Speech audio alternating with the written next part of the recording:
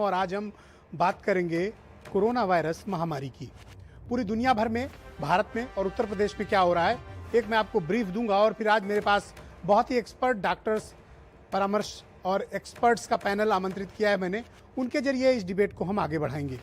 दुनिया भर में कोरोना वायरस बहुत घातक तरीके से अपने पांव पसार रहा है। अमेरिका में कोरोना वायरस की दूसरी वेव आ गई है, सेकेंड वेव, और ये वेव पहली वाली से ज़्यादा खतरनाक, ज़्यादा ताकतवर और ज़्यादा हमलावर है। आपको जानकर यकीन नहीं होगा, लेकिन फिर भी ये सच है कि अमेरिका में 68,000 से ज़्यादा नए मामले रोजाना मिल रहे हैं, डेली, और 1,000 से ज़्यादा अमेरिकियों की प्रतिदिन मृत्यु हो रही है। और ये सिलसिला थम नहीं रहा है और कल 80,000 तक पहुंच चुका है। यानी एक दिन में मिलने वाले केसेस की संख्या 68,000 से 80,000 के बीच आई है और पिछले 10 दिनों का एवरेज 68,000 है। तो आप कल्पना करिए कि कोरोना वायरस की तबाही और महामारी ये किस प्रकार से अमेरिका जैसी सुपर पावर, दुनिया के सबसे विकसित देश को अपनी गिरफ्त में ली हुई है। और ये पहली नहीं, अमेरिका में दूसरी वेव आई हुई है। पहली न्यूयॉर्क की तरफ आई थी, दूसरी वेव फ्लोरिडा, टेक्सास और कैलिफोर्निया की साइड आई है। और ये पहले से कहीं अधिक खतरनाक है, पहले से कहीं अधिक जानलेवा है। ये एक ऐसा ताकतवर है जिसका कोई इलाज नहीं है। जिन्हें लगता है कि कोरोना वायरस सर्दी, खांसी, जुकाम, बुखार का कोई सामान्य फ्लू है, वो भारी गलतफहमी में है। कोई भी इस तरह का वायरस लाखों लोगों की जान नहीं लेता, व्यक्ति से व्यक्ति में संक्रमण फैलाता नहीं है और इस कदर ताकतवर और इतना जानलेवा नहीं होता है जितना कि ये हो चुका है। पूरी दुनिया में 1.5 करोड़ मरीज अब तक मिल चुके हैं, 1.50 करोड़, और 6,11,000 लोगों की मौत हो चुकी है। न जाने कितने हजारों लोग, लाखों लोग अभी गंभीर रूप से बीमार हैं, आईसीयू और आईसीयू में भर्ती हैं। भारत में आश्चर्यजनक तरीके से उत्तरोत्तर प्रगति हो रही है। हमने ब्राजील को भी पीछे छोड़ दिया है नए केसेस के मामले में। अब हमारी टक्कर अमेरिका से। ये स्थितियां भाइयों बहनों बहुत खतरनाक हैं, ये बहुत घातक है। पूरे भारतीय समाज के लिए कोरोना वायरस बहुत बड़ा खतरा है और हमें इस खतरे को समझना पड़ेगा। पिछले 7 महीनों से चल रही मुहिम अचानक से कमजोर क्यों पड़ रही है, यह मेरे लिए सर्वाधिक चिंता का विषय है। यह कोई सामान्य बात नहीं है कि भारत में 38,000, 40,000, 45,000, 41,000 मामले रोजाना मिले। वो भी तब जब भारत ने सिर्फ 1.5 करोड़ टेस्ट किए हैं। 5 करोड़ टेस्ट कर चुका है, हम 1.5 करोड़ टेस्ट किए हैं अभी। तो आप कल्पना करिए कि जब हम 5 करोड़ टेस्ट करेंगे तो हमारे यहां कितने लोग हो जाएंगे। तो ऐसा नहीं कि अचानक पेशेंट मिल जाएंगे। पेशेंट सोसाइटी के भीतर हैं, समाज के भीतर हैं, हम उन्हें टेस्ट नहीं कर रहे हैं। जिस दिन हम टेस्ट करना शुरू करेंगे, हमारे यहां तादाद इससे कहीं अधिक मिलेगी। इसलिए मैं कह रहा हूं कि स्थितियां पहले से बदतर हो चुकी हैं, स्थितियां पहले से खराब हो चुकी हैं। कोई आपको किसी और मुद्दे की तरफ ले जाने की कोशिश करे, लेकिन मेरे प्यारे देशवासियों, यह वक्त संकट का है, यह वक्त परेशानी का है, यह आपके ऊपर आई महाविपत्ति है। आप बिल्कुल आंख मत बंद करिए, आंखें खुली रखिए, क्योंकि इस संकट से अगर बच गए तो बड़ी किस्मत की बात है। वरना दुनिया भर में तबाही का जो पैमाना है वो देखकर आप हैरान रह जाएंगे। ब्राजील में स्थिति थोड़ी सी सामान्य हुई है, रूस में भी स्थितियां संभल गई हैं, यूरोप ने अपने को पूरा नियंत्रण में कर लिया है, चीन ने 2 महीने के अंदर स्थिति पर काबू पा लिया, ईस्ट एशिया के बाकी देशों ने काबू पा लिया। सिर्फ 4 कंट्री ऐसी हैं जहां पर बहुत भयानक तरीके से यह वायरस फैल रहा है, जिसमें भारत दूसरे नंबर पर है, ब्राजील तीसरे नंबर पर है। संख्या के मामले में ब्राजील दूसरे पर है, लेकिन डेली केसेस के मामले पे भारत अमेरिका के बाद आ गया है। तो कोरोना का पीक भारत में क्या होगा? क्या 40,000, क्या 50,000, क्या 60,000, क्या 70,000, या फिर 1 लाख, या फिर इससे ऊपर, या फिर हमें पता ही नहीं। यह इतना खतरनाक वायरस है भाइयों की न जाने कितने लोगों की जान अब तक ले चुका है। भारत का जो आंकड़ा है वो हमें बताता है कि यहां पर मरने वालों की संख्या 28,400 हो गई है।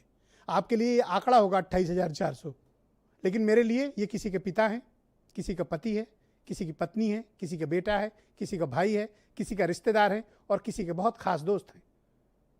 ये किसी एक व्यक्ति की मौत नहीं हुई है। जिनके घरों में कोरोना किसी को हुआ है, उनका हाल जरा आप पता कर लें, आप कांप उठेंगे। जिन्होंने कोरोना को मनोरंजन का विषय वस्तु बनाया है, यकीन मानिए आप अपनी सारी जिंदगी इस सदमे को भुला नहीं पाएंगे, इतना खतरनाक ये वायरस है। ईश्वर न करे कि आप में से किसी के परिवार को इस तरह की त्रासदी से गुजरना पड़े। जो भी इस त्रासदी से गुजर रहे हैं, आप उनसे फोन करके बात करेंगे। बहुत गिरा हुआ मनोबल, टूटा हुआ मनोबल, और इस सदमे से गुजर रहे हैं, इस ट्रॉमा से गुजर रहे हैं कि आप कल्पना नहीं कर सकते। यह वक्त खुद को बचने का है, यह वक्त खुद दूसरों को बचाने का भी है। हमें पहले से ज्यादा संवेदनशील रहना है, हमें पहले से ज्यादा सतर्क रहना है, हमें पहले से ज्यादा सावधान रहना है। उत्तर प्रदेश में स्थितियां देखिए, पहले 200, 300, 400 केसेस मिलते थे। अभी जब से आपने टेस्ट बढ़ाया उत्तर प्रदेश में, आज 2100 से ऊपर केस मिले, 2100। लखनऊ में बेड नहीं है। लखनऊ में अगर आपको कोरोना हो गया है तो यकीन मानिए कम से कम 48 घंटे आपको भर्ती होने के लिए इंतजार करना पड़ेगा, कम से कम। और उसके बाद भी हॉस्पिटल नहीं मिलेगा आपको, उसके बाद भी आप कहीं आइसोलेशन में भेजे जाएंगे, जहां कोई डॉक्टर आएगा और आपको देख लेगा। सरकारी अस्पतालों में एक बेड खाली नहीं है। प्राइवेट हॉस्पिटल, जो कोविड हॉस्पिटल हैं, फुल हो चुके हैं। वो भी तब जब 200-300 केस लखनऊ में है। कल्पना करिए, ईश्वर न करे ऐसी स्थिति हो, लखनऊ में 2000 केस मिले, 20,000 केस रोजाना मिलने लगे, तो क्या होगा? तबाही और बर्बादी का मंजर आपको अपनी आंख से देखना पड़ेगा। अगर आप नहीं सावधान हुए तो, आप नहीं सतर्क हुए तो। सरकारों ने जो करना था उन्होंने कर दिया। Now up to you. अब ये आपके ऊपर है कि आप इस स्थिति से कैसे संभलेंगे, कैसे खुद को बचाएंगे। अब साहब बहुत दबाव पड़ा तो उत्तर प्रदेश सरकार ने होम आइसोलेशन की एक पॉलिसी जारी कर दी।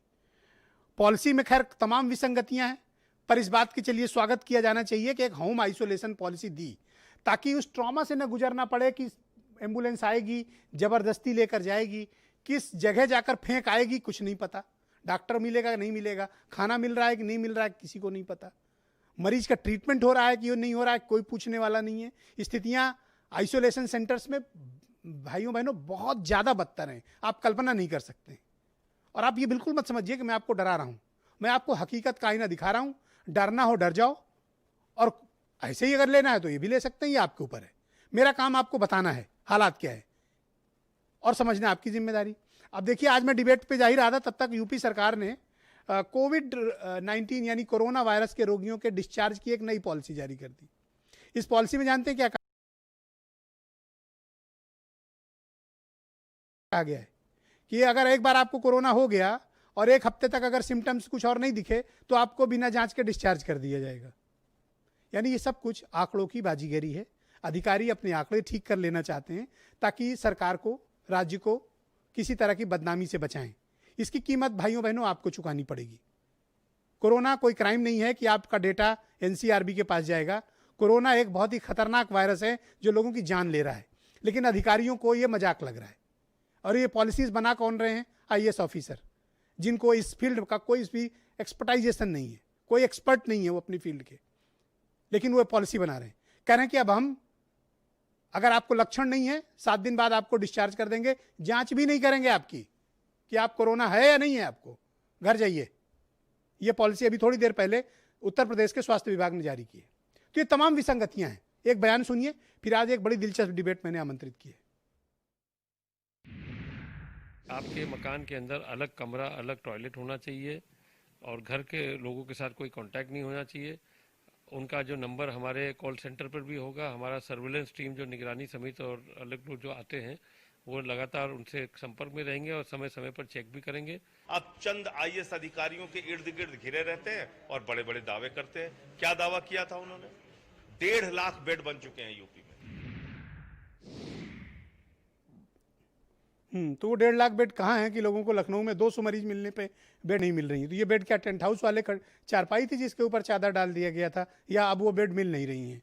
अधिकारियों से पूछा जाना चाहिए, क्योंकि ये चीफ मिनिस्टर की रिव्यू मीटिंग में बड़ी रोजी पिक्चर पेंट करते हैं, एक्चुअल में कुछ और होता है। और लखनऊ, कानपुर जैसे शहर इसके ज्वलंत प्रमाण हैं और बताने की आवश्यकता नहीं है। अगर आपके किसी जानने वाले को कोरोना हुआ होगा तो आप लोग बेहतर जान रहे होंगे कि उसको एडमिशन में क्या क्या प्रॉब्लम्स आ रही होंगी।